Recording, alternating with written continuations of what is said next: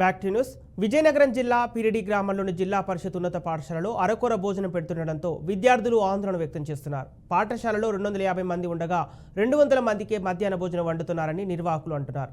దీంతో ప్రతిరోజు 50 మందికి పైగా విద్యార్థులకు భోజనం చాలడం లేదంటూ వారు ఆవేదన చెందుతున్నారు. పాఠశాల ఉపాధ్యాయులకు ఫిర్యాదు చేసినా నిర్వాహకుల తీరు మారడం లేదంటూ విద్యార్థులు ఆరోపిస్తున్నారు. తమ పిల్లలకు చాలని భోజనం పెట్టి సగం ఆకలితో ఉంచుతున్నారని విద్యార్థుల తల్లిదండ్రులు వాపోతున్నారు.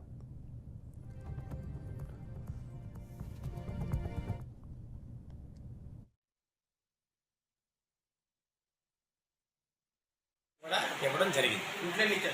258 0 అదే ఇప్పుడు మనం ఇవ్వడం అయితే పర్ఫెక్ట్గా మెనూ ప్రాప్తికి ఇవ్వడం జరిగింది.